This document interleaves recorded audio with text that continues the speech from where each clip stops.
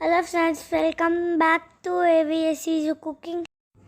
ನಮ್ಮ ಇವತ್ತಿನ recipe Coorg special easy ಪತ್ತಲ್.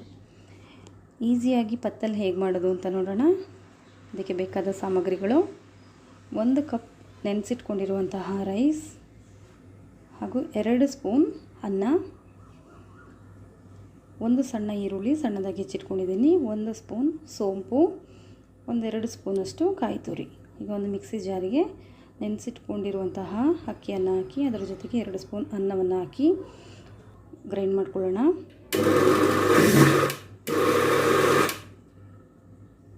ನಾವು ಅದನ್ನು ತುಂಬ ನೈಸಾಗಿ ಮಾಡ್ಕೊಳ್ಳೋದು ಬೇಡ, ಹೀಗೆ ತರಿ ಮಾಡಿಕೊಂಡ್ರೆ ಸಾಕು. ಈಗ ಅದಕ್ಕೆ ಹೆಚ್ಚಿಟ್ಕೊಂಡಿರುವಂತಹ ಈರುಳ್ಳಿ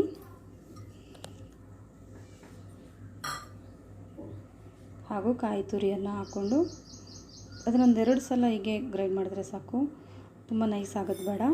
ಈಗ ಅದರ ಜೊತೆಗೆ 1 ಸ್ಪೂನ್ ಸೋಂಪನ್ನು ಹಾಕಿ ಮಿಕ್ಸ್ ಮಾಡಿಕೊಂಡು ಈಗ ಇದನ್ನು ಒಂದು ಬೌಲ್ಗೆ ಟ್ರಾನ್ಸ್ಫರ್ ಮಾಡ್ಕೊಳ್ಳೋಣ.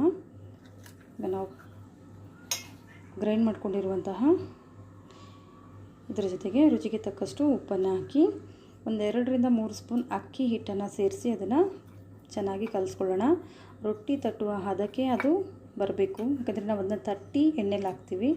ಸೊ ಇದು ಸ್ವಲ್ಪ ನೀರಿರುತ್ತೆ ಈರುಳ್ಳಿ ಹಾಕಿ ಆಡಿಸಿರೋದ್ರಿಂದ. ಹಾಗಾಗಿ 2-3 ಸ್ಪೂನಷ್ಟು ಅಕ್ಕಿ ಹಿಟ್ಟನ್ನು ಸೇರಿಸ್ಕೊಂಡು ನಾವು ಈ ಹದವಾಗಿ ಕಲಸಿಟ್ಕೊಳ್ಳೋಣ.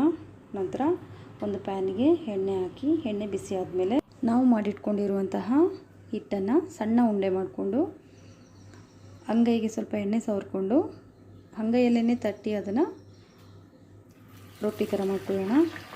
ನಂತರ ಅದನ್ನು ಎಣ್ಣೆಲಿ ಹಾಕಿ ಫ್ರೈ ಮಾಡ್ಕೊಳ್ಳೋಣ. ಎಣ್ಣೆಲಿ ಹಾಕಿದ ಒಂದು 10 ಸೆಕೆಂಡಲ್ಲೇ ಅದೇ ಮೇಲೆ ಬರುತ್ತೆ. ಬರುವಾಗ ನಾವು ಅದನ್ನು ಸ್ವಲ್ಪ ಪ್ರೆಸ್ ಮಾಡಿ ಕೊಡಬೇಕು. ಪ್ರೆಸ್ ಮಾಡಿದಾಗ ಅದು ಉಬ್ಕೊಂಡು ಬರುತ್ತೆ ನೋಡಿ. ಪ್ರೆಸ್ ಮಾಡ್ತಾ ಅದು ಉಬ್ತಾ ಇದೆ. ಹೀಗೆ ಒಂದು ಸೈಡು ಚೆನ್ನಾಗಿ ಬೇಯಿಸ್ಕೊಂಡು ಅದನ್ನು ತಿರುಗಿಸಿ ಹಾಕ್ಕೊಳ್ಳೋಣ. ತಿರುಗಿಸಿ ಹಾಕಿದ್ಮೇಲೆ ಸಹ ಚೆನ್ನಾಗಿ ಬೇಯಿಸ್ಕೊಂಡು ಲೈಟ್ ಬ್ರೌನ್ ಕಲರ್ ಬಂದ ಮೇಲೆ ಅದನ್ನು ನಾವು ತೆಗಿಬೇಕು. ಇದನ್ನು ನಾವು ಚಿಕನ್ ಸಾರು ಜೊತೆ ಅಥವಾ ಕಡಲೆ ಸಾರು ಜೊತೆ ತುಂಬ ಚೆನ್ನಾಗಿರುತ್ತೆ.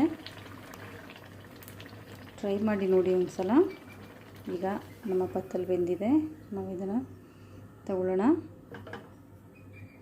ಅದೇ ರೀತಿ ಉಂಡೆಗಳನ್ನು ಮಾಡಿಕೊಂಡು ನಾವು ನೀಟಾಗಿ ತಟ್ಟಿ ಕಾದ ಎಣ್ಣೆಯಲ್ಲಿ ಹಾಕಿ ಕರಿಬೇಕು.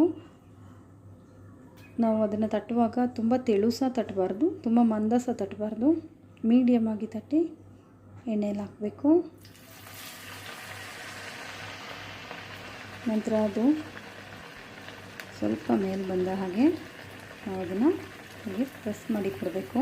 ಪ್ರೆಸ್ ಮಾಡಿದಷ್ಟು ಅದು ಮೇಲೆ ಉಬ್ಬಿ ಬರುತ್ತೆ ನೋಡಿ. ಒಂದು ಸೈಡ್ ಹೀಗೆ ಚೆಂದ ಬೇಯಿಸ್ಕೊಂಡಾದ್ಮೇಲೆ ಅದನ್ನು ತಿರುಗಿಸಿ ಹಾಕಿ ಇನ್ನೊಂದು ಸೈಡ್ ಸಹ ಹಾಗೆಯೇ ಬೇಯಿಸ್ಕೊಳ್ಬೇಕು. ಖುಷಿ ಆದರೆ ಲೈಕ್ ಮಾಡಿ, ಶೇರ್ ಮಾಡಿ, ಸಬ್ಸ್ಕ್ರೈಬ್ ಮಾಡಿ. Thank you. ರೆಡಿ ಇದೆ ನಮ್ಮ ಪತ್ತಲ್. ಟೇಸ್ಟಿ ಪತ್ತಲ್. ನಿಮ್ಗೆ ಇಷ್ಟ ಆದರೆ ಲೈಕ್ ಮಾಡಿ, ಶೇರ್ ಮಾಡಿ, ಸಬ್ಸ್ಕ್ರೈಬ್ ಮಾಡಿ.